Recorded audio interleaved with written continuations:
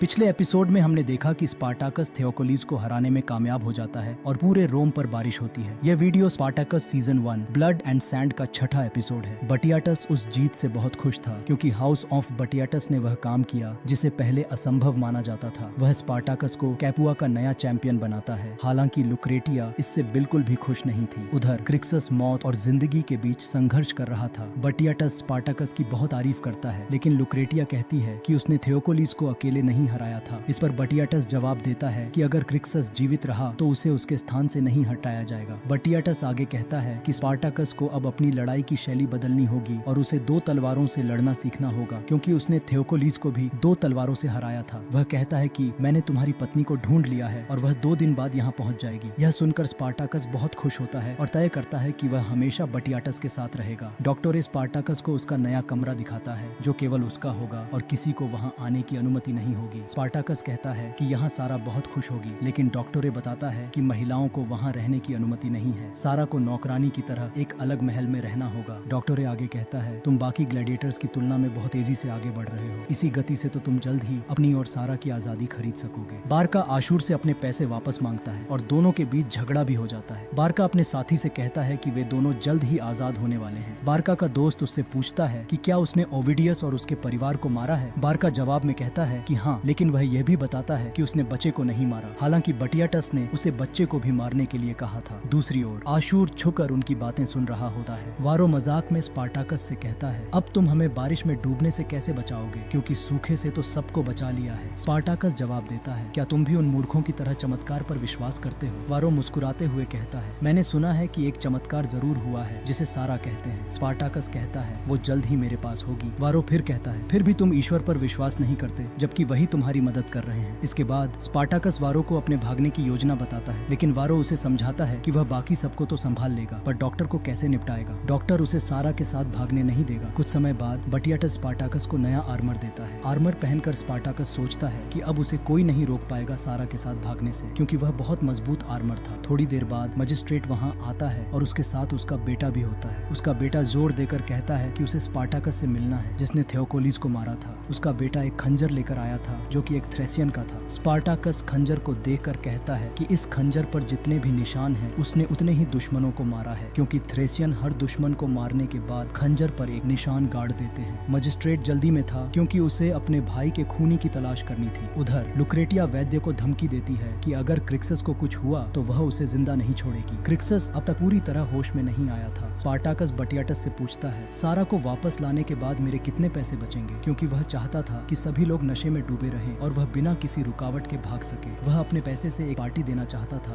तो बटियाटस आशूर को मदिरा लाने के लिए भेज देता है। शाम के समय स्पार्टाकस मजिस्ट्रेट के बेटे को ट्रेनिंग दे रहा था। तभी एक दूत ने मजिस्ट्रेट को खबर दी कि ओविडियस का बेटा जिंदा है और वह सड़कों पर देखा गया है। यह सुनकर बटियाटस के होश उड़ जाते हैं। उसी दौरान स्पार्टाकस चुपके से वह खंजर अपने पास रख लेता है जिसे मजिस्ट्रेट का बेटा खरीद कर लाया था। बटियाटस अपने कमरे में गुस्से में चिल्लाता है, वह कैसे बच सकता है जबकि बारका ने तो उसे मार दिया था। आशूर चुपके से यह सब सुन रहा होता है और बटियाटस को बताता है कि बारका ने थियोकोलीज के मरने पर दांव लगाया था और वह उस पैसे से अपनी आजादी खरीदना चाहता था। बटियाटस कहता है, वह तो मेरा सबसे भरोसेमंद आदमी था। इसी बीच स्पार्टाकस डॉक्टर के लिए मदिरा लेकर आता है, लेकिन डॉक्टर उसे मना कर देता है क्योंकि यह उसका अपना नियम सेल्फ रूल है कि वह शराब नहीं पिएगा। लेकिन डॉक्टर मदिरा पी ही लेता है और कहता है कि यह सिर्फ तुम्हारी पत्नी के घर लौटने की खुशी में है। दरअसल डॉक्टर की भी एक पत्नी थी जिसे वह नहीं बचा पाया था। दूसरी ओर बटियाटस बारका से कहता है, तुमने बच्चे को नहीं मारा। इसके बाद वे लोग बारका को मार देते हैं, लेकिन कुछ ही देर में मजिस्ट्रेट वहाँ आकर कहता है कि संदेश झूठा था और ओविडियस के बेटे की लाश उसी जले हुए घर में मिली। यह सुनकर बटियाटस को गहरा धक्का लगता है क्योंकि उसने एक निर्दोष को मार दिया था। उधर आशूर उस झूठी खबर फैलाने वाले को उसका इनाम देता है क्योंकि उसी ने यह चाल रची थी जिससे बारका मारा गया। बारका का साथी बेहद दुखी हो जाता है क्योंकि अफवाह फैलती है कि बारका ने अपनी अकेली आजादी खरीद ली और चला गया। अगली सुबह स्पार्टाकस आखिरकार अपनी पत्नी सारा से मिलने वाला था, लेकिन सारा को लेकर आ रही घोड़ा गाड़ी पर हमला होता है। सारा अपनी आखिरी सांसें स्पार्टाकस की बाहों में लेती है, लेकिन इस हमले के पीछे कौन था, बटियाटस या कोई और। बटियाटस को एहसास हो चुका था कि बारका अपनी आजादी खरीदने ही वाला था, इसलिए उसे मार दिया गया। और अगर सारा जिंदा रहती तो स्पार्टाकस भी अपनी आजादी खरीद कर उसके साथ कहीं और बसने चला जाता। अब सारा नहीं रही और स्पार्टाकस का वादा भी पूरा हो गया, जिसके चलते उसे बटियाटस की गुलामी करते रहना पड़ेगा। वैसे बटियाटस एक राक्षस से कम नहीं है, लेकिन क्या उसने सच में सारा को मरवाया है या नहीं, यह जानने के लिए देखते रहें, क्योंकि छठा एपिसोड यहीं खत्म होता है।